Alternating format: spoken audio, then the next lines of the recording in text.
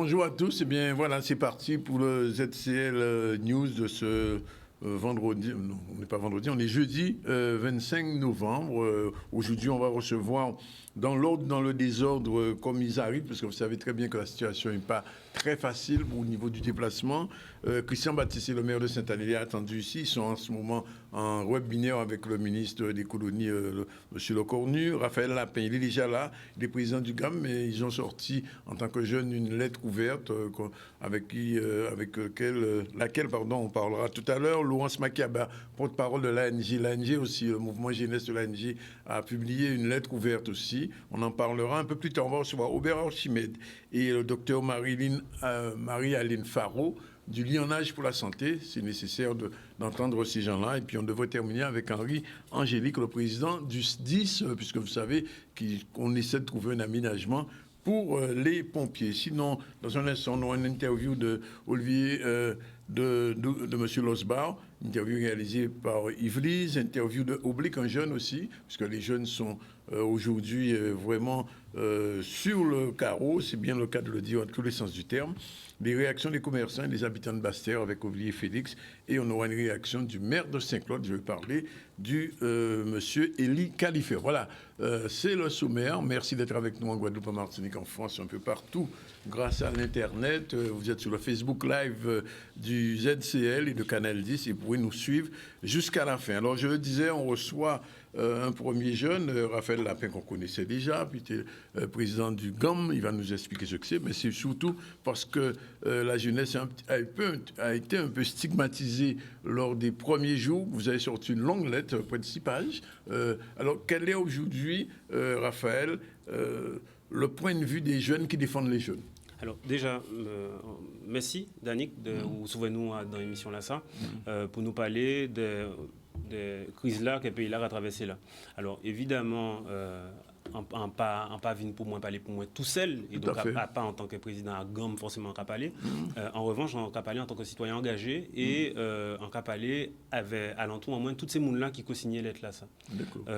On y a dans des artistes des grands artistes guadeloupéens, des gens comme M. Sadik, des gens comme Chris, des gens qui ont représenté la jeunesse. On y a dans aussi des sportifs guadeloupéens, des gens comme Fanny Kono, des gens comme Ganesh Péduran, des gens comme Laura Guépon. On y a aussi des gens qui ont représenté la société civile, Yann Serranton. On peut citer toutes, Frédéric Duménil, mais il faut nous savoir quand même que ni des gens qui, dans ballon là, adopté mot en nous pour ça, exprimer sentiments. Ni on malaise à la jeunesse actuellement. Ni un sentiment généralisé à la jeunesse, qui c'est un sentiment de frustration, un sentiment qui est traduit par une colère. Et ça, il faut nous ça dire. Ça veut dire que la jeunesse n'a pas trouver au rendez-vous des attentats, des réponses sonnantes et trébuchantes. Et c'est normal. Je de là, qui option à la jeunesse? Première option à la jeunesse, c'est de dire, attraper bac. Il y a organisé bitin là, il demandé là de mon billet et puis on a échappé. Deuxième option à la jeunesse, c'est dit rester pour voir si on a une formation ici, rester pour voir si on a un travail ici, et nous avons que on gêne si dès qu'à trouver pas ni travail. Et donc c'est en réalité. Nous ne pouvons pas mettre en droit si réalité là ça. Et au-delà de mettre en droit si réalité là ça, nous ne pouvons pas mettre mot en les réalités là ça. Et ça nous a dit c'est que nous t'ai songé et lettre ouverte à Ernest Pépin à la jeunesse. Tout à fait. Et Ernest Pépin a demandé nous mais est-ce que mon là donc il laisse la zotier là à combien de autres. Et ça nous t'ai envie de dire mais est-ce que nous pouvons ça satisfait des monde là qu'il a laissé ban nous là parce que nous avons trouvé nous c'est les héritiers en Guadeloupe qui crasait en songer et on d'autres auteurs qui c'est et Sonny Rupert qui t'a dit la Guadeloupe est un igname brisé et donc finalement nous avons trouvé nous avec Ziam là ça en main en nous et nous avons gardé Ziam là ça et nous avons dit tout le monde que Ziam là crasé et nous avons le sentiment que nous avons le monde qui comme ça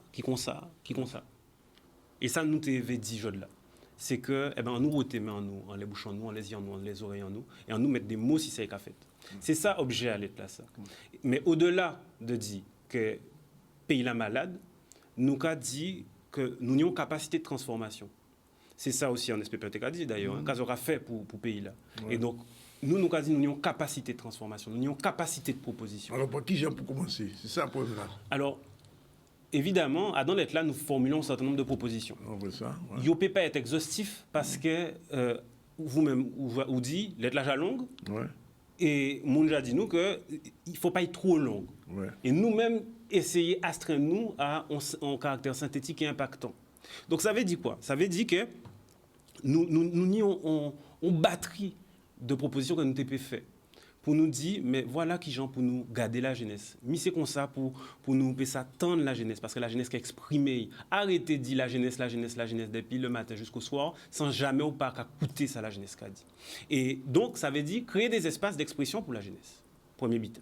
Deuxièmement, ça veut dire aussi que l'école là, pas satisfaisant. Parce que je-là, les où arrivé à dans une société, là l'école là qui a produit 50% des monde qui panient en activité, ça veut dire qu'au départ, et en cas songer, nous avons époque syndicale, en cas songer, et Elie Mota qui toujours a dit, les dés étaient pipés dès le départ. Ouais. Et donc, quelque part, oui, on se retrouve là-dedans. Les dés sont pipés dès le départ parce que l'école ne répond pas à l'enjeu d'insertion et d'intégration. Donc, ça veut dire qu'il faut réinventer l'école en Guadeloupe. Et ça, si on ne peut pas attendre ça, c'est que définitivement, les oreilles aillent au boucher. Il faut réinventer l'école guadeloupéenne. Il faut que les formations professionnelles puissent répondre aux enjeux d'insertion professionnelle en Guadeloupe. Mais c'est ça la réalité. Et donc, si nous pas qu'à arriver à nous centrer, nous déjà, qui j'en ouvert que nous n'y un discours cohérent par l'autre côté là. Oui, mais alors, question là où j'ai posé là, je la Raphaël, c'est que les ouvriers de la ça, je crois adresser à la fois aux instances régionales, aux instances départementales, entre guillemets, aux instances aussi du pouvoir. Alors, qui répond sur qu'on attend? Parce que là, il faut regarder, il faut tenir compte quand même, c'est que les premiers jours à ces barrages-là, ni des jeunes qui étaient sur ces barrages-là, il y a une loi action qui fait et ça peut mettre en l'eau monde, mettez doigt à eux, ces jeunes-là, dire ah ouais, c'est faute à eux, et en même temps, le Premier ministre français dit même mettez là. Alors, qui ont vrai décatement à ça pour vous arriver. On me dit, parce qu'on a rappelé quand même, hier, en tout cas, discuté avec Dumoutel, qui a dit que depuis en 2009, il était demandé, on pointe pour 10 000 jeunes à rien pas fait. Alors, effectivement, c'est une belle question. Quelle est l'étape d'après? Ouais. Nous, déjà, première étape en nous, encore revenir au basique, c'était de verbaliser. D'accord. Ça, la jeunesse qui a ressenti, parce que nous avons l'homme qui a parlé d'elle sans jamais écouter. Mais après, effectivement, nous, Jacques a fait des propositions.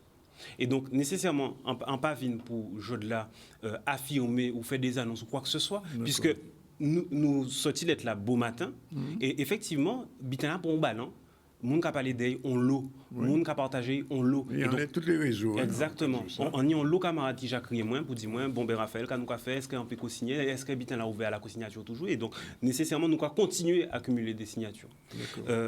À côté de ça, quand nous avons dit que, eh ben, on lève, faut nous discuter entre ces mondes-là qui concevoir l'être là, qui élaborer, qui amender, qui aussi ajouter, augmenter l'être là, ça, et que nous peut ça dit bon ben quelle est la stratégie, puisque manifestement au-delà de verbaliser il y a une attente. Et donc c'est dans schéma là ça que nous inscrivons là.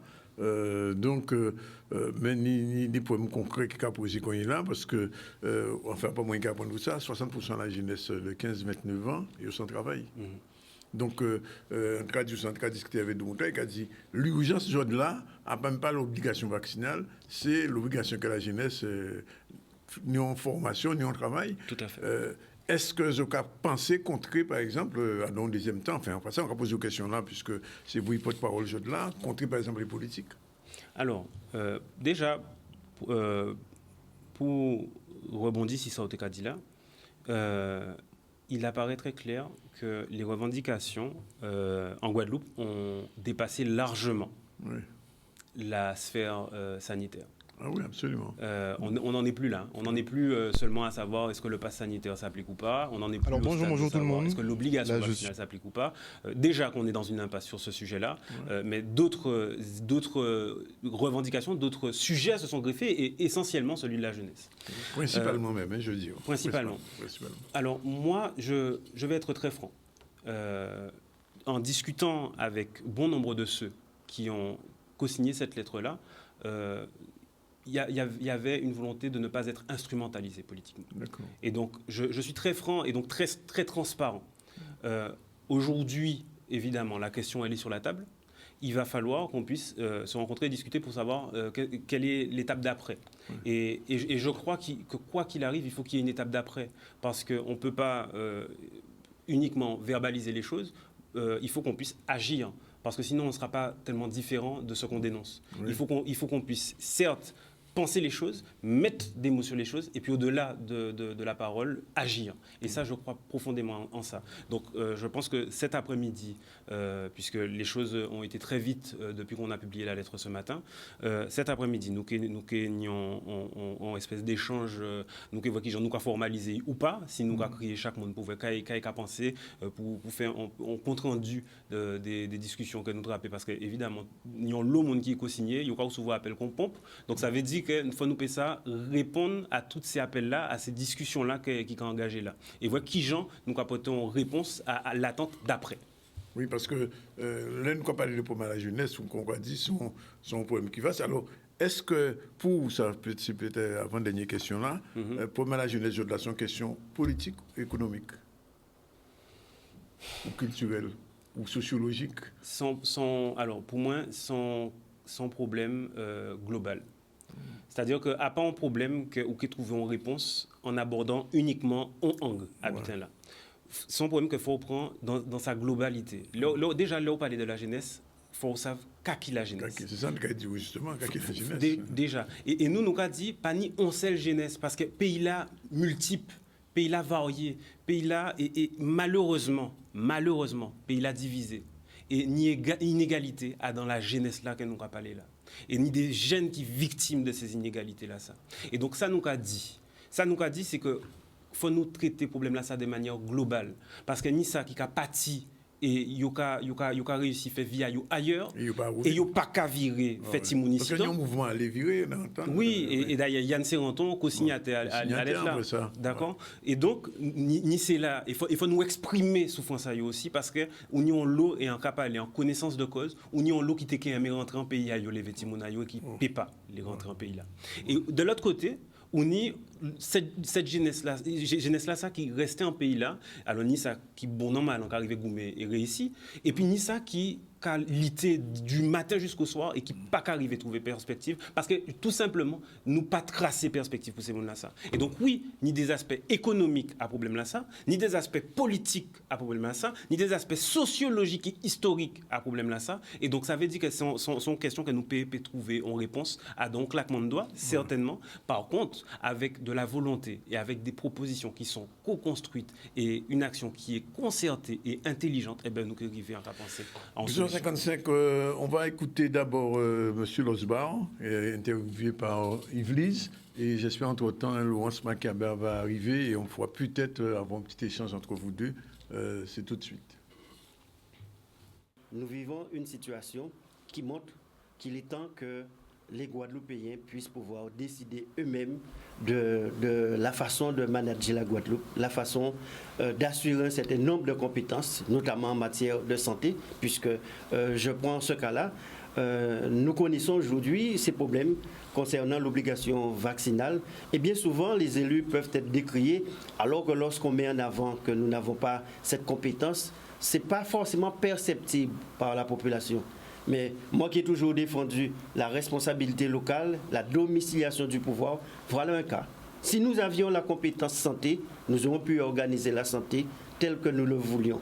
Et non pas qu'on soit assujetti à la loi au niveau national qui automatiquement aujourd'hui s'applique à nous. Et d'ailleurs, lorsqu'on prend donc des zones comme la Nouvelle-Calédonie ou la Polynésie française, qui ont la compétence santé, donc c'est eux qui ont décidé comment gérer ce problème de crise sur leur territoire. C'est-à-dire la loi telle qu'elle est appliquée chez nous ou sur l'ensemble de l'Hexagone, elle n'est pas applicable chez eux parce qu'ils ont cette compétence et ils peuvent dire. Donc bien souvent, la population, ce qui est normal, pour les élus qu'ils ont voté, ils vont dire mais qu'est-ce qu'ils font, quelle réaction, tout un ensemble donc, de choses. Mais alors que sur ce cas spécifique, nous n'avons pas cette possibilité d'agir. L'État dit non, nous ne pouvons avancer. C'est une loi et il faut appliquer la loi quel que soit le territoire sur lequel on se trouve, français sur lequel on se trouve.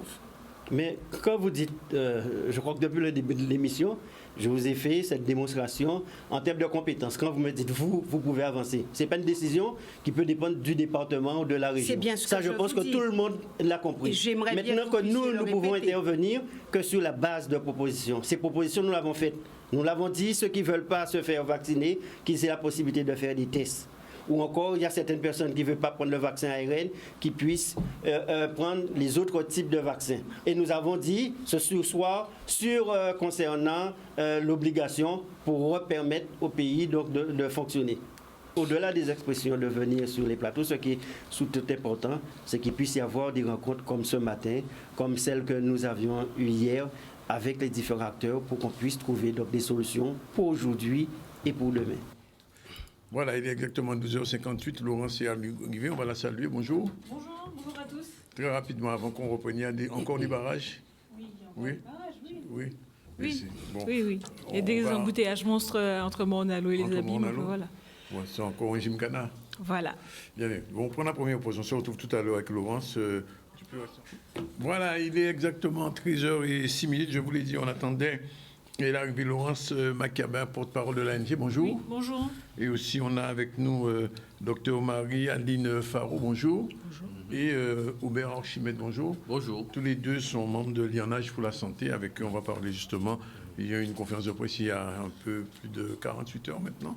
On va en parler. Alors, je vais m'adresser d'abord à Laurence Macabin. Bonjour. La jeunesse est vraiment, j'ai envie de dire, à l'ordre du jour. Oui, la jeunesse est vraiment à l'ordre du jour, mais ce qui est bien, c'est qu'ils se mobilisent aussi et qu'ils ne laissent personne parler à leur place. Oui. C'est ce qui est intéressant, en tout cas, dans l'épisode qu'on est en train de vivre. Parce que l'ANG a sorti un courrier Mouvement de la jeunesse. Oui. Alors, globalement, pour les gens qui n'ont pas lu, qu'est-ce qu'on peut retenir de ce courrier? Les jeunes de l'ANG, d'ailleurs, qui ont écrit leur courrier tout seuls, ont voulu interpeller, parce qu'ils sont, évidemment, s'ils se sont inscrits à l'ANG et qui veulent participer, c'est que pour eux, il y a un développement politique à prévoir et à penser. Et pour eux, il faut qu'on ait le courage de mettre le problème sur la table pour en discuter. Donc, c'est l'interpellation qu'ils ont voulu faire à ceux qui sont élus et responsables aujourd'hui d'avoir ce courage-là de poser les problèmes sur la table. Tout à l'heure, on discutait avec Raphaël Lapin, qui eux aussi, un groupe de jeunes, oui. Ils ont sorti un courrier. Est-ce qu'il ne faudrait pas un moment penser à un regroupement? Oui, pourquoi pas. Oui. Assez bizarrement, on s'est rendu compte hier, quasiment au même moment que les deux courriers sont sortis. J'ai reçu les deux pratiquement à 5 minutes. Il y a un élan dans la société. Le problème, c'est que il y a beaucoup d'autonomie ou responsabilité dans les bouches de tout le monde, mais il n'y a pas forcément les faits qui vont avec. Et pour le coup, on ne discute pas beaucoup du non de la chose, c'est-à-dire si demain on est responsable, comment on finance X ou Y chose, comment on pense notre santé, comment on pense vivre ensemble, comment on prend des décisions concrètement ensemble. Donc on est surtout sur l'idée, et pour le moment, de ce que j'entends de la bouche de ceux qui sont élus, c'est urgence, ne bougeons pas, ne faisons rien. Oui. Alors, vous avez deux types d'interlocuteurs. On a d'un côté les élus de la Guadeloupe, qui sont d'ailleurs en webinaire en ce moment avec le CONU. On va recevoir tout à l'heure Christian Baptiste qui va nous en parler. Et puis de l'autre côté, il y a l'État. Quel est le message principal aujourd'hui? Je n'ai pas en fait dit même pas l'interlocuteur principal, je dis le message principal. Notre message principal, il n'est pas tant ni aux élus ni à l'État. Notre message principal est de dire aujourd'hui, si tous les 10 ans on se retrouve comme ça, à ne pas pouvoir décider pour nous-mêmes, avoir nos médecins qui sont mis à côté, qui n'ont jamais été associés aux stratégies, et qu'il y a une démocratie sanitaire qui n'existe pas, et que ça existe dans quasiment tous les domaines de l'économie ou de l'organisation en Guadeloupe, ayons le courage collectivement, nous Guadeloupéens, de poser les problèmes sur la table et de se poser la question de comment faire différemment. Comment faire? On a remis les tests PCR hier, c'est pas une victoire. Il a fallu 7 semaines, depuis que c'était pris cette décision-là, il y a 7 semaines, demander à chaque parlementaire d'aller voir le gouvernement pour que ça passe. Personne n'a entendu ça à l'Assemblée nationale. Il a fallu qu'il y ait des poussées de tension dans la rue pour qu'on revienne sur une mauvaise décision. 7 semaines. Pendant 7 semaines, on a mis en danger les Guadeloupéens. Tout à fait. Parce que nous ne décidons pas et qu'à Paris, on décide de façon unilatérale que c'est comme ça que ça doit fonctionner. Donc cette violence institutionnelle-là, on la voit, on la palpe depuis 20 mois, mais c'est une violence qui est là depuis des années. Et donc il faut que nous, au sortir de cette crise-là où il va y avoir de toutes les façons des conséquences, Mais à la limite, c'est normal qu'elle arrive, cette crise-là. Il faut qu'on ait le courage de se dire qu'il ne faut plus que ça arrive. Il ne faut plus qu'on se retrouve à devoir demander à monsieur, à madame, un tel qui est un fonctionnaire d'État, tant pis s'il vous plaît, comment on peut s'organiser en Guadeloupe. Ce n'est pas logique, ce n'est pas normal, nous bâtimons. Donc c'est une question politique. C'est une question politique pour nous, mais ce n'est pas une question juste pour dire aux élus. Voilà, c'est une question dans la société qui doit se poser aussi. Oui. Quelle santé on veut ? Quelle santé on veut, quelle économie on veut, comment on veut s'organiser avec nos écoles, comment ça se fait qu'on se retrouve avec la moitié des jeunes, sur une classe d'âge, on a quasiment presque une moitié des jeunes, en particulier des garçons, qui quittent le système scolaire sans qualification. On a des tels taux de chômage et on vit comme si, bon, tout va bien, tout se passe bien. Collectivement, on a des questions à se poser, on sait que ça ne fonctionne pas. L'urgence n'est pas de dire, allons mettre la poussière sur le tapis.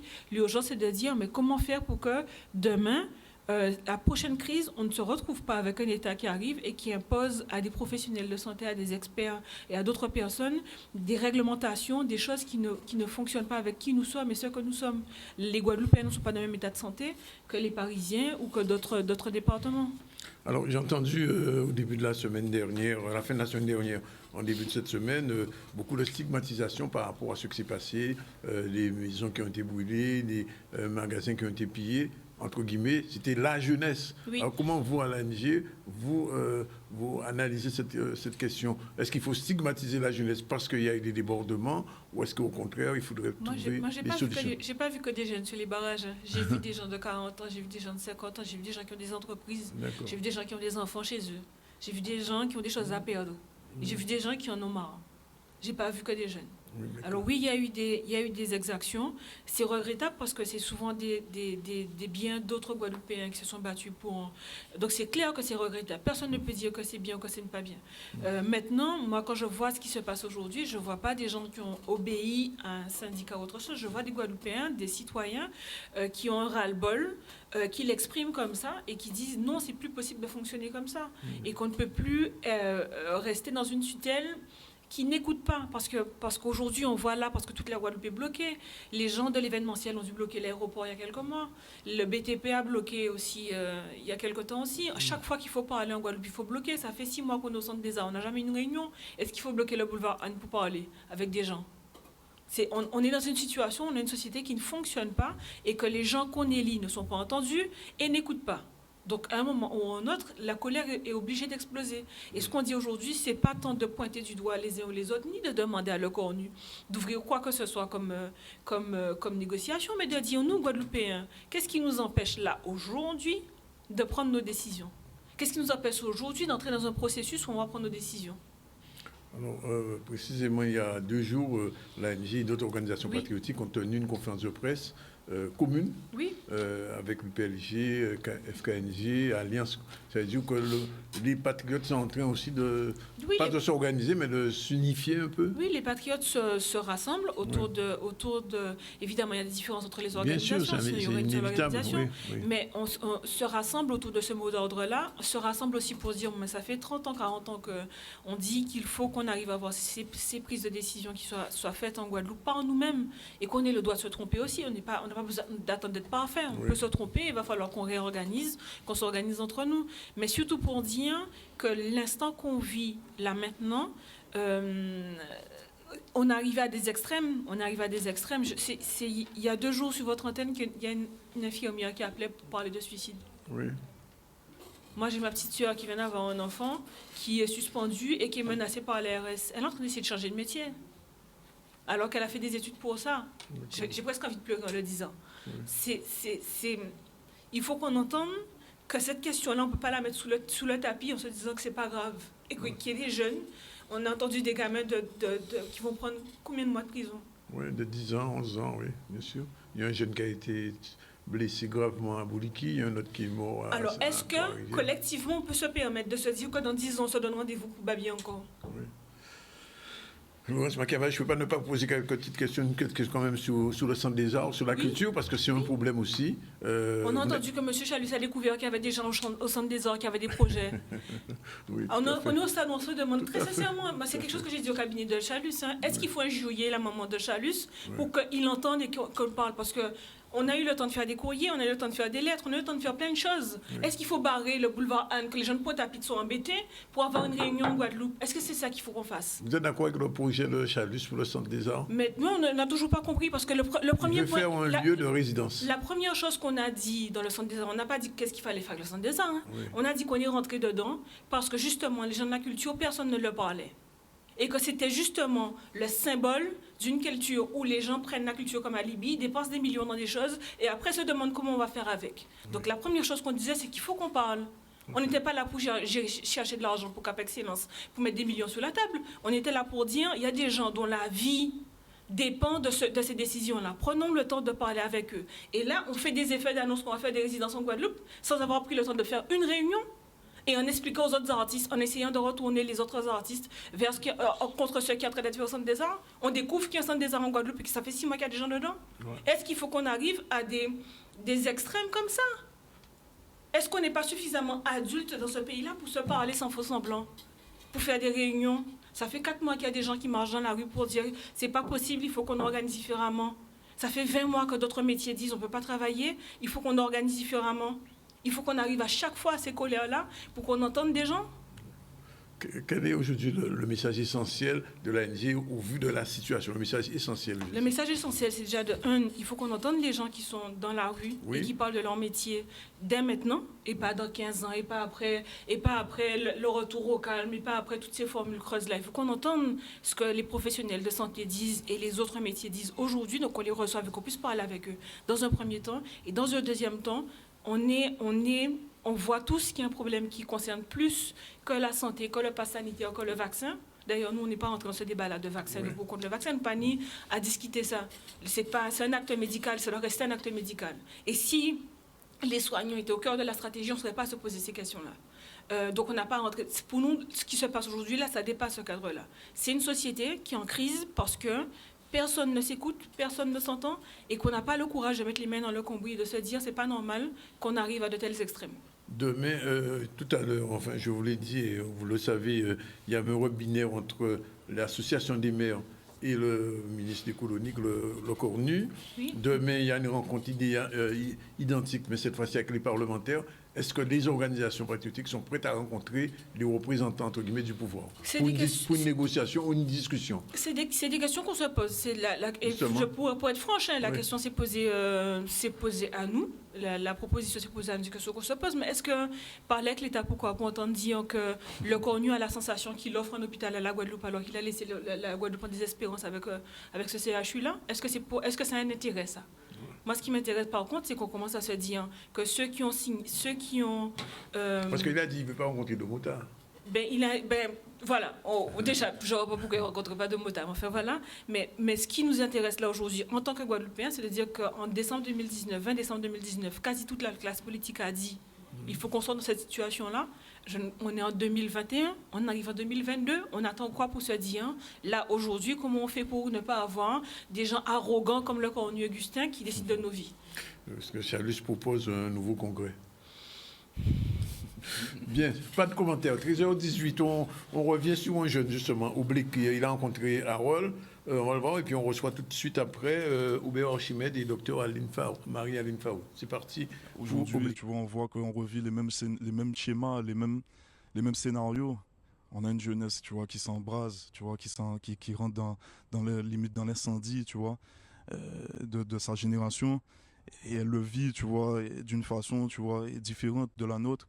Et aujourd'hui, c'est des choses que, pour pouvoir contrôler ça et comprendre ça, il fallait déjà porter une vraie considération à cette jeunesse, tu vois. Il y a beaucoup de gens qui pointent le doigt sur cette jeunesse aujourd'hui en disant que oui, les jeunes tirent, les jeunes font ci, les jeunes font ça. Mais qu'est-ce qu'ils ont fait pour ces jeunes-là, ça, tu vois, auparavant, pour pouvoir les canaliser dans des causes, dans des vrais combats, dans des vrais engagements, tu vois, pour leur île. Donc maintenant, la jeunesse, elle fait avec ce qu'elle a, elle fait avec ce qu'elle peut. Et aujourd'hui, elle répond, tu vois, avec son langage, tu vois. C'est comme ça, moi, c'est un constat que je fais. C'est un mode d'expression. C'est-à-dire que c'est une situation aussi qui devait se faire. C'est une situation ça fait longtemps. Tu as vu qu'il y a beaucoup de gens qui portent le fardeau de différents problèmes ici, tu vois, que ce soit au niveau de l'eau, mais moi, je l'ai vécu à tous les niveaux. Que ce soit au niveau du chlordécone, que ce soit au niveau de différentes... Tu dis que de c'est défaillance. systématique, on ne peut pas y échapper si on vit en Guadeloupe. On peut pas y échapper si on vit en Guadeloupe, et pas que la Guadeloupe, en Martinique aussi, les Antilles, tu vois, les Antilles françaises. C'est-à-dire que tout ce qui est dom-tom aussi, je vais te dire, même au niveau de Mayotte, au niveau de la Réunion, tout le monde a ses difficultés. Tout ce qui est département français, il y a beaucoup d'inégalités, beaucoup d'injustices, tu vois. Il y a beaucoup de choses aujourd'hui qui maintenant émergent, et tu vois, c'est la jeunesse qui le représente à sa façon, tu vois. Même les anciens aussi le reconnaissent. Les anciens, il y en a pas mal avec qui je bosse, qui reconnaissent qu'il n'y a pas eu de... Ils n'ont pas assez de délégués aussi à la jeunesse, tu vois. Il y a pas mal de choses. Il n'y a pas eu de transmission, il n'y a pas eu assez d'encadrement, tu vois. Il y a eu du mépris. Il y a pas mal d'anciens, tu vois, qui le reconnaissent. Aujourd'hui, maintenant, on essaie de s'entraider. Ça devient un mouvement intergénérationnel. Ça prend sa forme, sa vraie forme, la forme que ça devait prendre. Et aujourd'hui, c'est la suite logique pour moi des choses, tu vois. C'est vraiment, s'ils voulaient vraiment développer, ils auraient développé mieux que ça, mais malheureusement, c'est un manque d'encadrement, un manque de considération. Je ne dis pas qu'il n'y en a pas qui le font, je big up les politiques qui le font, parce qu'il y a des vrais politiciens qui sont là aussi, qui s'investissent pour la jeunesse, mais malheureusement, il n'y en a pas assez. C'est un peu ce que vous disiez, Laurence. Oui, clairement. Alors, lionnage pour santé, alors j'ai dit, on reçoit Dr Marie-Aline Farou, bonjour, et M. Aubert Archimède, qui est kinésithérapeute. Alors, pourquoi vous avez créé lionnage pour santé, docteur? Bien parce que bon, nous sommes professionnels libéraux, Oui, et professionnels libéraux des travailleurs indépendants. tout à fait. Donc nous sommes tous isolés, et ce qui nous arrive, ce qui nous est tombé sur la tête, on a d'abord dans un premier temps été très liquidés, on va dire, pour ensuite réaliser qu'on n'était pas seul, puisque, enfin, en tout cas, ma démarche a été de voir est-ce que comment ça se passe réellement, et ensuite progressivement on s'est regroupé puisqu'on a la même problématique, et je te laisse terminer. Oui, en fait, on s'est retrouvés tous un peu partout, hein. Les infirmières, les kinés, médecins, orthophonistes, Tous les libéraux. tous les libéraux de la santé. se sont retrouvés un peu déboussolés. Oui. Déboussolés, on Déboussolé était par quoi vous étiez déboussolé? par le fait on a été suspendu par l'ARS de façon arbitraire. Oui.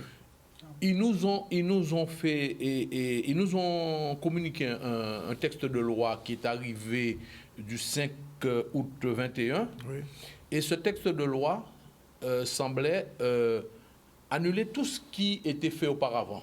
Tout ce que le code de santé qui nous régit, tout ce que le code de santé publique qui nous régit nous donnait comme prérogative, eh ben, tout a été annulé et on s'est retrouvé que c'est l'ARS qui décide de nous suspendre. Et on est suspendu.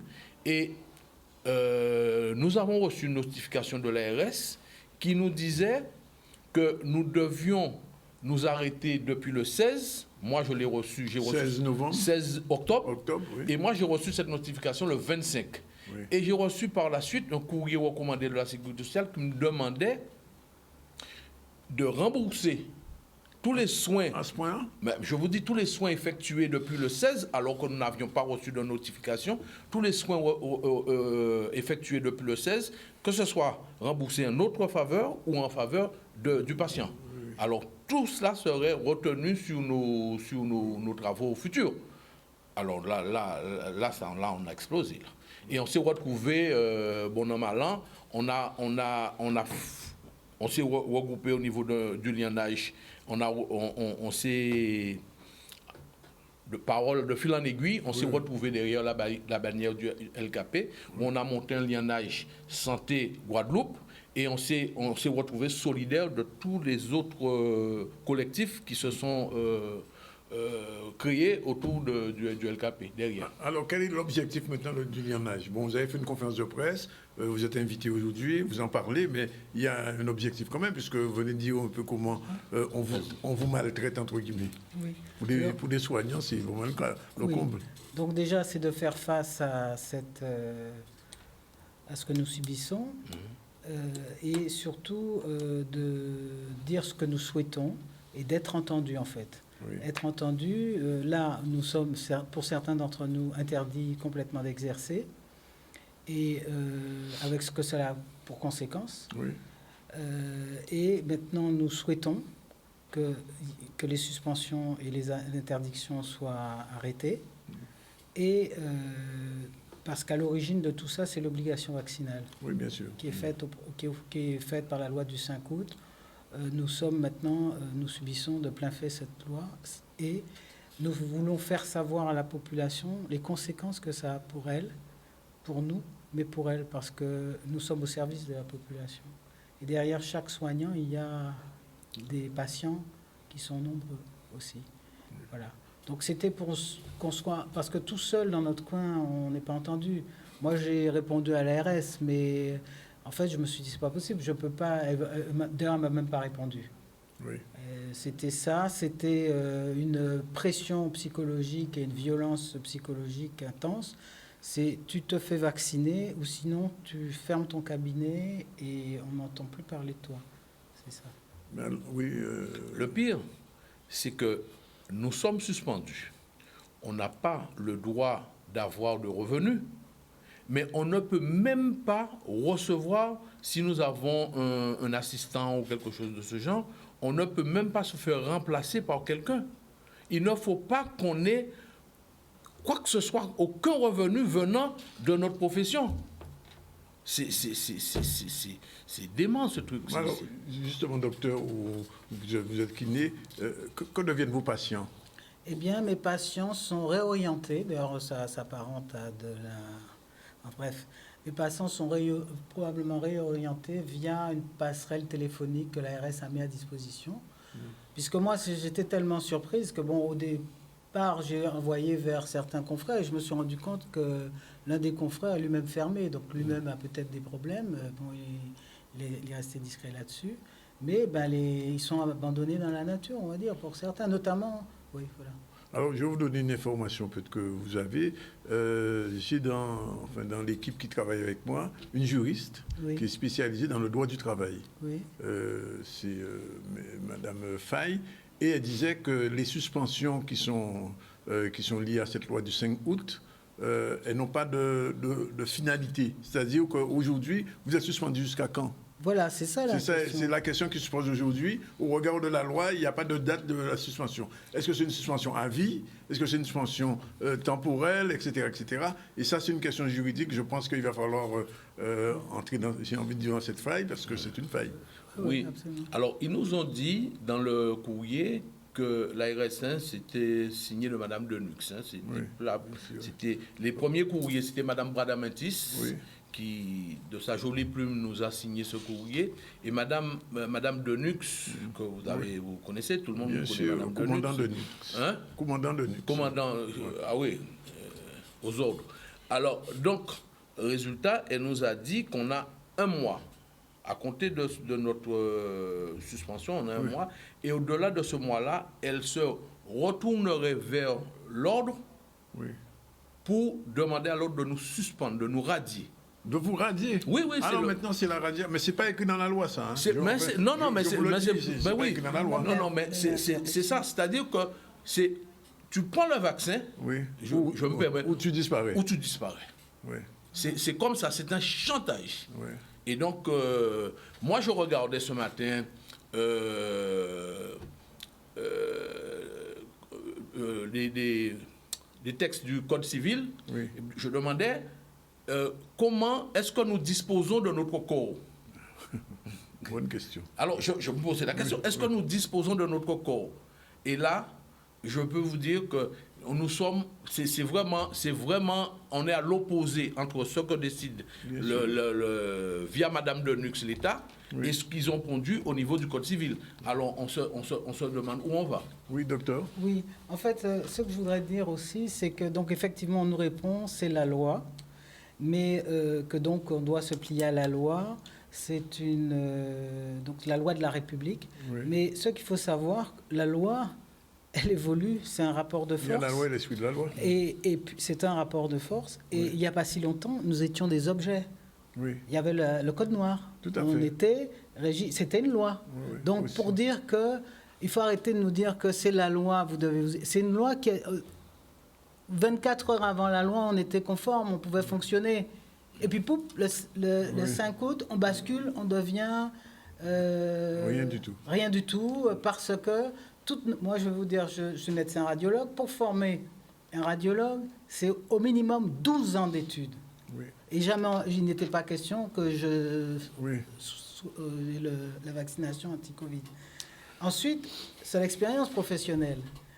Avant de m'installer, j'ai fonctionné pendant 8 ans en milieu hospitalier, en clinique. Ensuite, je me suis installé, j'ai mis mon cabinet, j'ai créé un cabinet. Et ça fait 25 ans que je fonctionne. Et comme ça, du jour au lendemain, Oui. on me dit, madame, levez le stylo, vous ne servez plus à rien, soit vous vous faites vacciner. C'est en fait du chantage. Oui, c'est un chantage. Et malheureusement, là, je suis venu en tant que médecin. Il y a beaucoup de confrères qui n'osent pas se montrer. Beaucoup de confrères ont cédé, que ce soit médecins, mais des libéraux. Beaucoup de tout à libéraux fait. ont cédé. Oui. Et en fait, pour moi, c'est pour eux aussi que je parle. Tous ceux et celles qui ont subi cette injection comme une obligation pour pouvoir survivre, Oui. je pense qu'ils vont nous suivre et partagent notre avis. Alors, est-ce que sur le plan administratif, vous pensez faire quelque chose ou rester là? Non, mais le lionnage pour santé. c'est un début. Oui. On va jusqu'au bout. Oui. On ne va pas s'arrêter en si bon chemin. Là, on se fait connaître. Oui. Et on vous remercie de nous avoir reçus aujourd'hui. Mais on ne s'arrêtera pas là. On va jusqu'au bout. Il faut qu'on ait gain de cause. Ce n'est pas possible qu'on puisse nous faire subir de telles atrocités et qu'il n'y ait pas quelque chose, lorsqu'on aura gain de cause, qui ne puisse pas nous dédommager. Ce n'est pas possible, ça. Vous vous rendez compte, j'ai un confrère qui me disait, un ami, qui me disait, je n'ai plus la force de me battre. Je n'ai plus la force de me battre. Je vais me faire vacciner. Pour moi, c'est la roulette russe. Puisqu'il a des problèmes de santé, c'est la roulette russe. Oui. Je vais prendre ce vaccin parce que je n'ai plus la force de lutter. Voilà. Et je peux vous dire qu'il ne dort pas parce qu'il a pris, mais il est contre cette obligation vaccinale. Mais voilà où on en est. Beaucoup cèdent au chantage parce qu'ils ont des enfants en bas âge, ils ont des crédits, ils ne peuvent pas et ils vont. Mais c'est ce qu'ils veulent faire de nous. C'est-à-dire, je vais vous dire, moi qui suis de la campagne, imaginez un instant que vous aviez un petit bœuf. Je prends mon créole, en savane là, et ou quoi coincer, vous besoin de mettre quoi dans le couaille. Ou coincer, il faut coincer en deux pieds bras pour coincer vous-même. C'est sûr, tant qu'ils ne nous auront pas coincé de cette façon, pour qu'on puisse céder, ils ne vont pas nous lâcher. Mais nous, on ne lâchera pas le morceau. Donc le combat est engagé. C'est maintenant qu'il est engagé, puisqu'on s'est rendu compte, on était tous les uns seuls, isolés, mais on s'est rendu compte qu'on est plus de bons milliers, 1500 à peu près, de toutes formations confondues dans la rue. Alors imaginez, chacun de son côté, ayant des patients.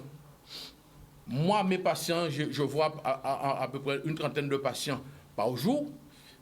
Rajoutez ça avec ceux des autres confrères, vous rendez le nombre de personnes qui n'est pas soignée. D'autant plus qu'en ce moment, vous avez dû le savoir, au CHU, il y a beaucoup de démissions de médecins. Donc, côté long et aux abois aujourd'hui. Voilà. Non, mais vous savez, ils sont passés, non pas, ils ne font plus les 3-8, ils font des 12 heures. Des 12 heures. 12 heures, oui. Alors, mais vous voyez, si vous aviez tant de vaccinés, pourquoi vous passez à 12 heures? Oui. En fait, un dernier mot, docteur? Oui, ce que je voulais dire, c'est qu'en fait, on fait beaucoup de bruit, mais il faut savoir que le rapport de l'ATIH dit qu'en 2020, où nous avons été tous assignés à résidence, puisque le confinement n'est rien d'autre que ça, seuls 2% des hospitalisations concernaient le Covid. Voilà. Et tout ça de bruit pour ça. Et donc, ensuite, surtout moi, en fait, ce qui m'a interpellé, et je dirais pourquoi je refuse de me faire injecter cette substance qu'ils appellent vaccin, c'est qu'en fait, il y a des effets secondaires et on tait les effets secondaires. Il n'y a pas de transparence dessus. On dit rien, on les cache, on cache les effets. Pourquoi ne pas être transparent sur les effets secondaires? Et quand quelqu'un accepte de se faire injecter, qu'il donne un consentement éclairé. Or, on n'a pas droit au consentement éclairé. Donc, ils sont arrivés à la troisième dose, là, alors qu'on a montré que le vaccin n'était pas efficace sur 6 mois. Je disais sous forme de boutade que le Premier ministre nous a donné la réponse. Je disais, il est peut-être à sa 7e dose et il a quand même contacté la maladie. Alors, combien faudrait-il de doses pour qu'il ne soit pas touché? Oui, voilà, tout à fait. Laurent, un dernier mot là-dessus, comme vous entendez ça? Moi, je comprends parce que c'est violent ce qui est en train de se passer là. C'est super violent, d'autant que les médecins libéraux, alors déjà le CHU n'a pas eu des moyens tout de suite, mais les professionnels libéraux en ont eu encore moins. Je crois qu'il y avait une histoire de masques où c'était quelques masques par personne par semaine. Ça faisait fracturer les voitures parce que les gens récupéraient des masques parce qu'il y avait une psychose. Pas le monde pas l'éveil au digade. D'accord. Quand il y a Noël, quand il y a ci, quand il y a ça, c'est les infirmières qui passent aider les patients âgés que personne n'aide. Enfin, c'est des gens qui prennent leur métier comme un sacerdoce et à qui aujourd'hui on dit vous êtes des irresponsables. On est passé de février où le président lui-même a dit tout le monde ne sera pas obligé de se faire vacciner. À juillet où on dit aux gens vous êtes des irresponsables et on ne comprend pas quelle est la problématique. Et surtout en Guadeloupe encore plus parce qu'il y a un problème de démocratie sanitaire où aucune des instances de l'ARS, aucune des conférences de la santé n'a été sollicitée. Ceux qui ont fait des propositions n'ont pas été entendus. Donc on se retrouve dans une situation avec véritablement 2 fonctionnaires d'État qui décident pour 400 000 habitants. Et sans compter le nombre de personnes qui n'auront plus le soin. Voilà. Et sans compter c'est ça qui est dramatique. C'est grave. J'ai fait. Mais non, mais il faut chercher. Le problème, c'est que moi, j'ai fait le choix délibéré d'aller vers la personne âgée. On est le nombre de patients et de patientes que j'ai qui sont là, qui attendent qu'on puisse leur dire quelque chose. Et qui parfois n'ont que l'infirmier ou l'infirmière libérale qui va les voir, qui va chez eux. Mais c'est ça, madame. Et donc, ça veut dire, on est déjà dans un désert médical avec des problématiques. Donc, on est en train de... Pourquoi ? De réduire encore l'offre médicale. Voilà, et pour alors, faire du chiffre, pour une politique du chiffre. Voilà. Et je dirais, pourquoi ? En fait, on nous dit, j'ai entendu un confrère dire que c'était l'obligation, c'est comme un comportement civique. Mais qu'on est des irresponsables. Mais quand on sait que le Conseil d'État lui-même, au 1er avril 2021, il a déclaré que être vacciné n'empêche pas la progression de la pandémie. Donc alors quel est l'intérêt ? Voilà. Donc si eux-mêmes, non mais je veux dire que c'est le Conseil d'État lui-même qui l'a dit. Tout à fait. Donc c'est pas qu'on invente. Donc il y a une incohérence là. Et c'est ça qui... Et d'ailleurs, face à la nouvelle vague qui arrive en France en ce moment, les mesures qui ont été édictées aujourd'hui n'ont rien à voir avec avant. Il n'y aura pas de confinement, c'est juste le masque et les gestes barrières. On ne parle même plus tellement du vaccin, enfin, troisième cause. En fait, ils ne savent pas quoi faire. Non, mais ils sont là. Mais ils n'ont pas l'humilité de le dire. Non, mais voilà. Et ils sont là, vous voyez, ils sont en train de louvoyer. Ils sont en train de louvoyer, d'aller à droite, à gauche.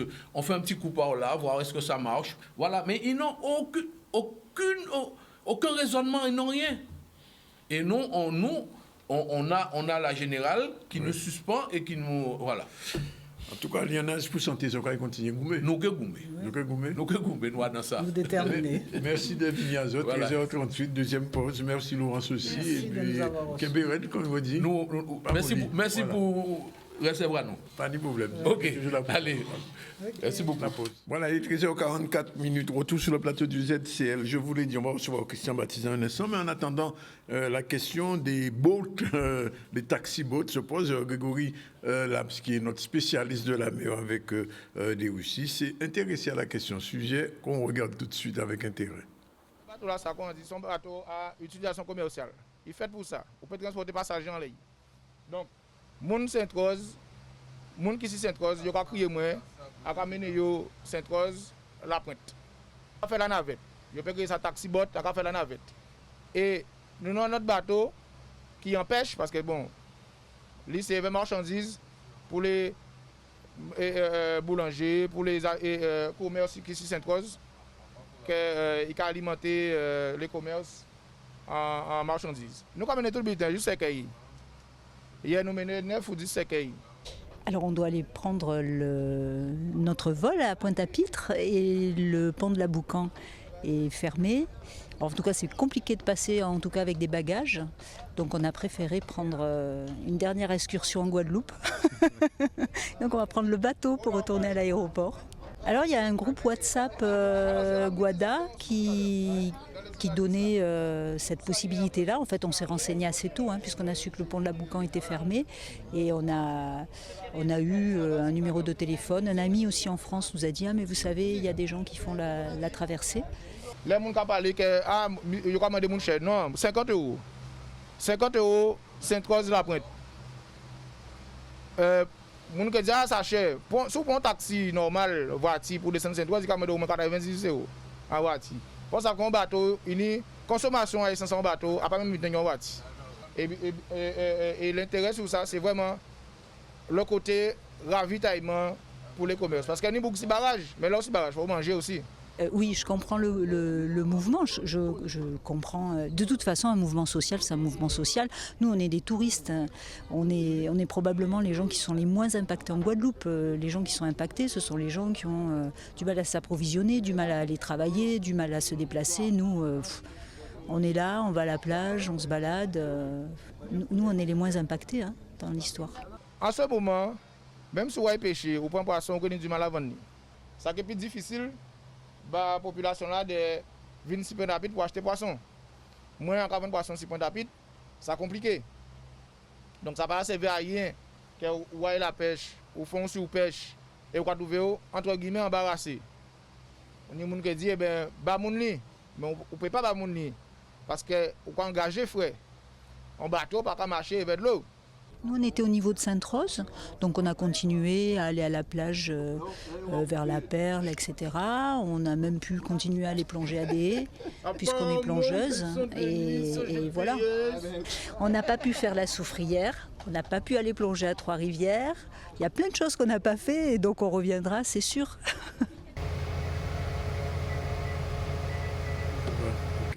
Voilà, il est 13h47, je vous l'ai dit, on va continuer à dérouler l'information.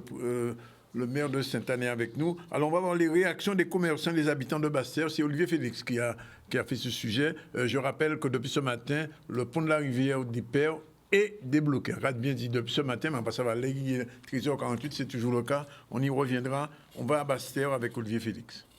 Eh bien, habitant là, non, j'ai habitant là déjà raide, mais là, il y a plus encore. Mais comme Pec Guadeloupe est un habitant local, alors nous avons démarré, nous avons pas de manœuvre. C'est travail pour travail. Ah oui, le peuple est un habitant local, là, regardez, nous avons des offres à eux, belle ticola, nous avons des bougots à eux, titon à eux. Habitant pas qu'on avant, mais nous avons des bonnes positions. Les jeunes ne peuvent pas comprendre. Ça nous ne fait pas nous brûler, craser. Nous bien besoin de pour cailler poisson là. Alors des jeunes qui venir cailler poisson là, il faut faire un petit l'argent des poches. Encore une mobilisation là, mais ça on ne fait pas craser, il ne fait pas brûler. Vous pouvez parler, vous pouvez habiter, faire marcher, faire marche, mobiliser avec voiture. Mais les affaires brûler là, craser ça aujourd'hui, on ne peut pas craser ça aujourd'hui. Parce que Guadeloupe, c'est trop belle pour casser mon poubelle loin là. Ben, nous ne pouvons pas dire que ça va passer bien pour nous parce que vu la situation économique, tout ça, donc nous avons pratiquement gaz pour nous vendre mon poisson. Mais les personnes qui ont quand même, clients nous qui viennent, nous porter manœuvre, ils viennent quand même. Ben, là, nous avons un petit pénurie quand même de l'espèce puisque le monde a plutôt qu'à payer avec carton de comme ça. On m'a dit, mais si ça continue comme ça, nous sommes obligés de rentrer en cirage. Nous sommes obligés de rentrer en cirage, pas de choix. Pas mauvais. Nous avons pris un chemin, nous avons pris tout partout pour nous arriver ici. Alors, vraiment, c'est difficile pour nous-mêmes. Voilà, très difficile. On va essayer de faire des petites courses pour nous puissions partir avec.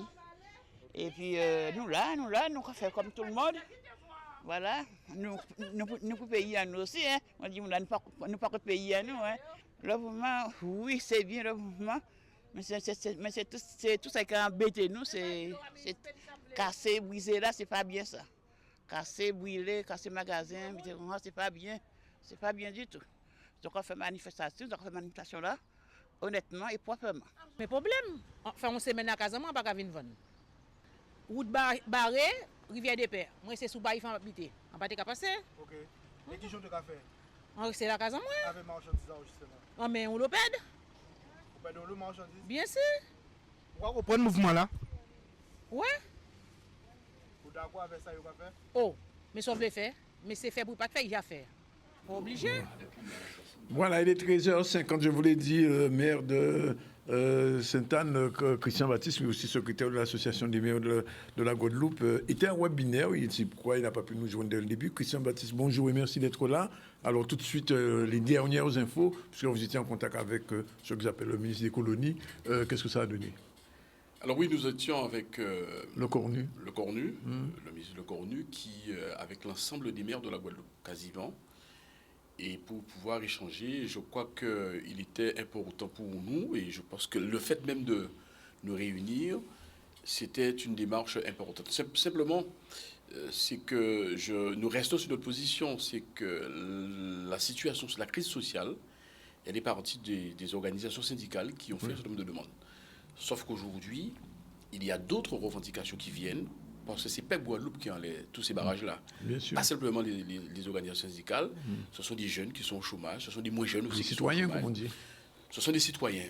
Et nous avons rencontré un certain nombre de citoyens hier, effectivement, département, région, avec leur autorité et l'association des maires, pour dire, premièrement, nous voulons qu'il y ait dans les 48 heures une discussion qui soit ouverte avec les autorités de l'État. Entre qui avec l'État et... Avec l'État et l'ensemble des acteurs de la Guadeloupe, oui. Avec les Guadeloupéens, qu'ils soient syndicalistes ou autres, oui. Parce qu'il y a aussi des citoyens qui sont organisés. Oui, mais quand le Cornu dit qu'il ne veut pas recevoir de Mouta. Comment? Le Cornu a déclaré avant hier, même s'il venait en Guadeloupe, il ne veut pas recevoir de Mouta. Alors, on passe à quel problème il y avait de Mota. En fait, c'est à l'idée problème il y avait de Mota. Mais en tout cas, ce que je veux dire, c'est qu'il y a des points essentiels. Oui. Bon, et notamment, effectivement, nous avons dit au ministre, eh bien oui, il faut qu'il y ait cette réintégration du personnel soignant qui a été suspendu, que ce soit hospitalier ou que ce soit dans le privé. Libéraux, on vient de recevoir 2 libéraux là, docteur Faro, qui nous expliquait la difficulté qu'il y a parce que l'offre de soins était déjà réduite en Guadeloupe. Et il y a un certain nombre de médecins maintenant, de plus en plus de médecins qui sont sans cabinet, qui ne peuvent plus exercer et qui peuvent être radiés complètement de l'ordre des médecins. Nous ne sommes pas d'accord. Je ne peux pas accepter ça. Personnellement, je ne peux pas accepter ça. Oui. Certes, on dit que nous sommes dans la République. Oui. Il ne peut pas y avoir 2 poids 2 mesures. J'ai dit dans cette discussion, oui, il y a parfois 2 poids 2 mesures. Mais il comprend ça, le ministre. Il y a des lois. Par exemple, il y avait une loi pour le chlordécone qui interdisait l'utilisation. Et qui a été utilisée. J'ai pris l'exemple, effectivement, de la CDPNAF, où, effectivement, il y a un avis, je veux parler concernant, pour accorder un avis pour le plan local du urbanisme, où en France hexagonale, on donne un avis simple, tandis qu'en Outre-mer, en Guadeloupe, c'est un avis conforme. C'est-à-dire lorsque la commission donne un avis, le préfet est obligé de suivre. Donc là, encore 2 points de mesure. Alors même si monsieur le ministre me dit que oui, on ne peut pas faire la comparaison, ce ne sont pas des situations parce que la crise sanitaire, le virus, c'est quelque chose de particulier. Je n'en disconviens pas, mais cela veut dire qu'il y a quand même des lois parfois qui sont établies et qui ne sont pas forcément toujours respectées. Appliquées. Et donc, il peut y avoir effectivement des adaptations. Et c'est ce que nous disons. Il y a la situation... Mais est-ce qu'il entend, mais est-ce qu'il est prêt à comprendre? Je crois qu'il entend, il comprend. C'est vrai que forcément, ça débouche sur une situation qui est éminemment politique. Oui. Lorsqu'on parle effectivement de la domiciliation de la responsabilité, ce qu'on appelle domiciliation du pouvoir, tout ce qu'on veut, ou une décentralisation, enfin, peu importe, mais sous-entendu que nous devons avoir plus de responsabilité politique. Oui. Et bon, ça aussi, il l'a entendu. Il a effectivement ouvert ce débat en disant que oui, il est prêt à ouvrir ce débat. Donc, nous avons dit, mais en attendant, vous avez les ménages qui vivent une situation, vous avez effectivement des prix qui ont doublé, triplé. Qui ont explosé. Et je dirais même par abus. Alors, comment comprendre parfois, il y a certains prix comme ça qui doublent, ou même par exemple le prix de l'essence, d'accord. Oui, bouteilles de gaz, même les aliments. Hein. Mais tout à fait. Vous avez un kilo de tomates aujourd'hui à 5,80 €. Ouais. Alors que vous avez un kilo de tomates qui sort peut-être justement de la France, qui est à 4,80 €. Donc je crois qu'il y a une exagération. Donc les ménages souffrent. Et bien évidemment, nous avons dit que nous sommes pour un appel au calme. Nous ne sommes pas pour la violence. Et d'ailleurs, encore, nous avons fait appel à cet apaisement sur les barrages. Il y a un apaisement. Et d'ailleurs, il y a apaisement. Il y a apaisement parce que il y a certains maires qui sont allés sur les barrages. Moi, je suis allé sur les barrages et j'ai dit très clairement, je comprends le mouvement parce que c'est pas simplement une situation qui concerne l'obligation vaccinale ou pas, ou le pass sanitaire ou pas, mais c'est un problème, c'est son problème à Guadeloupe, c'est l'ensemble des Guadeloupéens qui sont en train de souffrir. Et donc, nous ne devons pas non plus casser ce que nous avons. Et je crois qu'il y a cet apaisement là-dessus, mais pour autant, il ne faudrait pas non plus envoyer effectivement les forces de l'ordre, que je respecte, et que je trouve, et que je respecte, effectivement, dans des situations, peuvent être des situations très difficiles aussi. On pense aussi aux forces de l'ordre. Bon, c'est vrai qu'on en a envoyé quand même un certain nombre alors que lorsqu'on en demande pour augmenter les effectifs, les syndicats demandent pour avoir les effectifs, que ce soit la police nationale ou le service pénitentiaire. Bon, il n'y a pas de réponse. Ça, il faut quand même le souligner. Vous avez parlé de ce qui s'est passé à Bouliki? Mais tout à fait. Oui. Parce que nous avons fait un communiqué en disant, non seulement nous déplorons et nous dénonçons ce qui s'est passé à Bouliki. Nous demandons un éclairage. Et nous voulons effectivement toute la lucidité. Et j'ai entendu que le procureur de la République a ouvert une enquête concernant ce qui s'est passé à Bouliki. Donc si le procureur de la République a ouvert une enquête sur ce qui s'est passé à Bouliki et pas sur d'autres affaires, on a entendu qu'effectivement des jeunes qui ont été arrêtés et qui ont été en comparution immédiate. Ça veut dire que là, on reconnaît quelque part, il y a quelque chose qui n'est pas tout à fait normal. Donc la responsabilité n'est peut-être pas forcément de du jeune qui a été effectivement blessé. Tous les renseignements qu'on a eus disant que ce jeune n'avait rien à voir avec ni lancement de quoi que ce soit vis-à-vis Tout à fait, j'ai discuté ça. Moi, j'habite au Grand Fond. Oui. Je suis venu ici à Canal 10, je suis passé par le barrage de Bouliki, effectivement, qui a été rétabli, donc je discute. Mais j'étais passé justement le jour, et j'ai discuté, et là, très clairement, ceux qui étaient sur le barrage, y compris les jeunes, en disant que non, nous pas là pour violence, nous pas là pour tirer Simone, nous là, nous qu'à jouer domino nous, et surtout, nous pas là pour mettre d'effet, et il disait que de toute façon, si ces gens viennent, ils ont ôté barrage ailleurs. Mais après, nous remettre barrage là. Mais dès lors qu'il n'y a pas de violence, parce que quel que soit venant effectivement de nos compatriotes, elle est intolérable, elle est inacceptable, ou aussi venant effectivement de la violence policière, d'une manière ou d'une autre. La violence doit être condamnée. Je vous ai entendu, Christian Baptiste, ce matin, en parlant sur RCI, dire qu'il y avait un mépris pour le peuple guadeloupéen, pour les élus. Tout à fait, je le dis, je le réaffirme.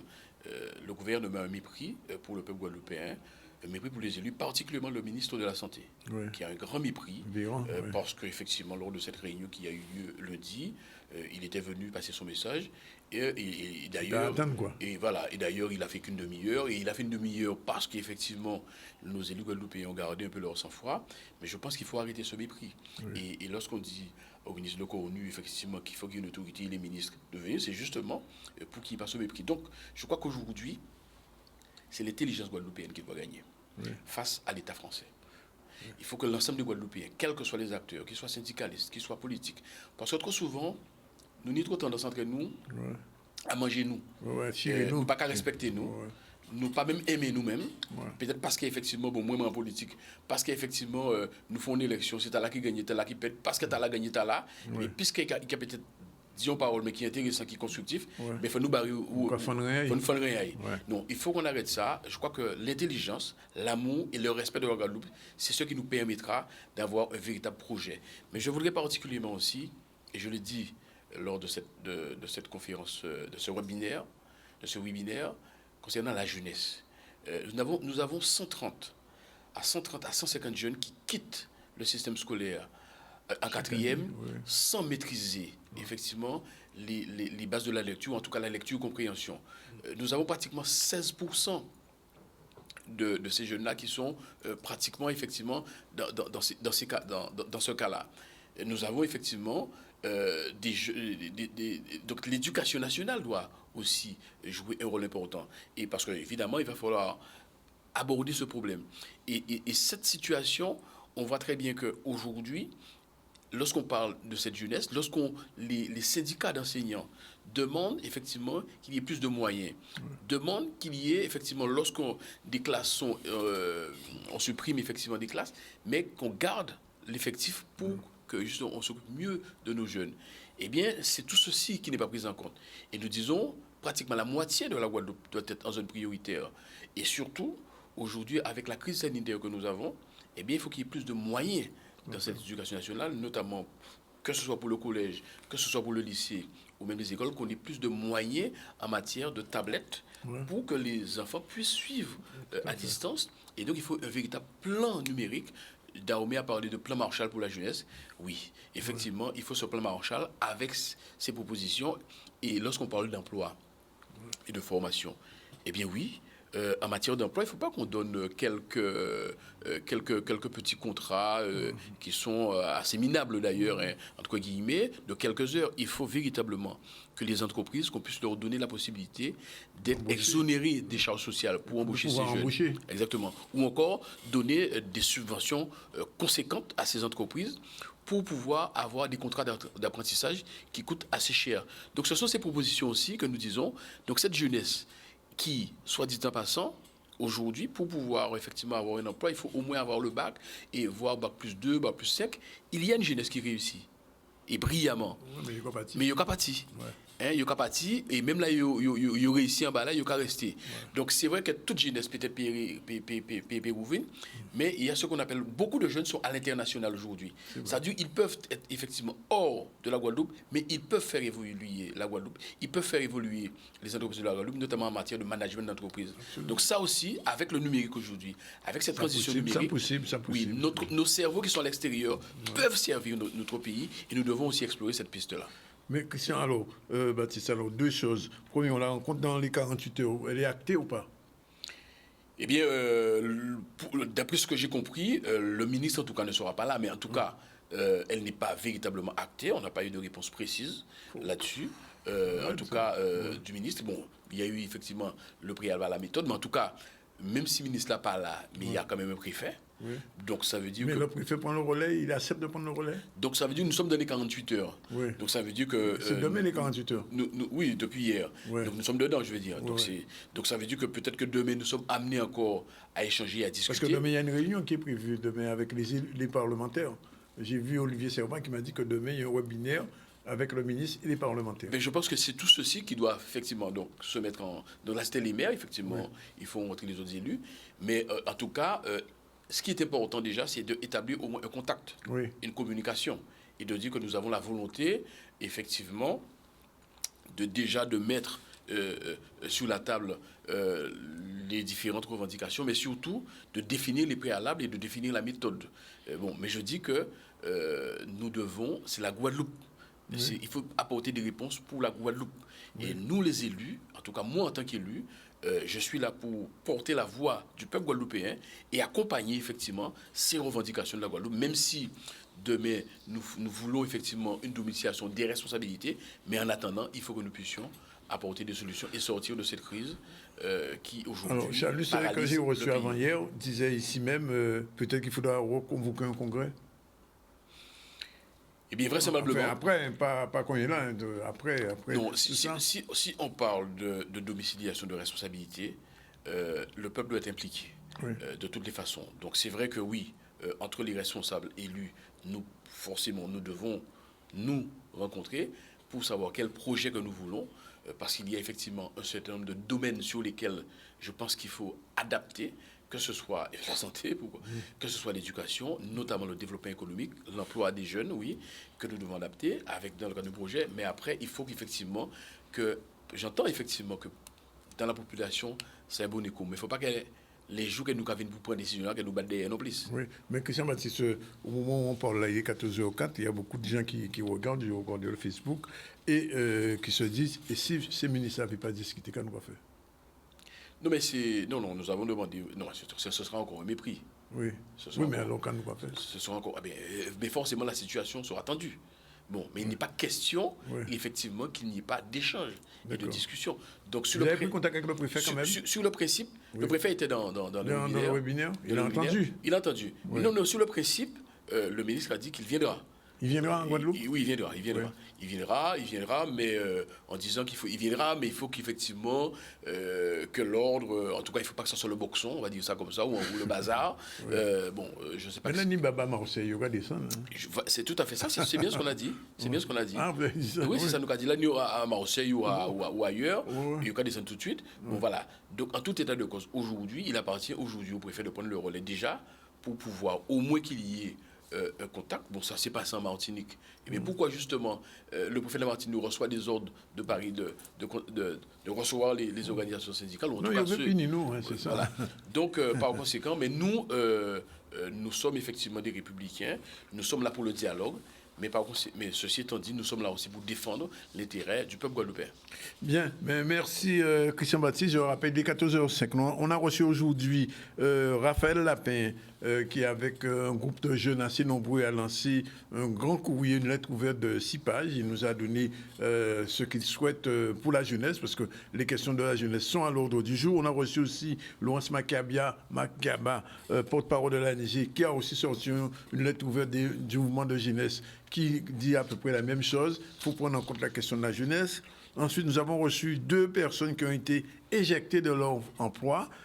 Aubert Aochimed, qui est kinésithérapeute, et Dr Marie-Aline Farou, Lianage pour la santé, qui est médecin. Tous les deux, ces 2 personnes-là n'ont pas pu travailler. On devait recevoir Henri Angélique, président du SDIS. Je crois que ce sera demain que nous ferons le point avec lui. Et puis on termine avec Christian Baptiste qui nous dit que probablement dans les 24 heures, il devrait avoir une rencontre avec au minimum le préfet. Et que peut-être le ministre sera ici dans les jours qui viennent. Ce qui est certain, c'est que en ce qui concerne les barrages de Sainte-Rose, c'est toujours efficace, il est toujours là, il peut être ouvert.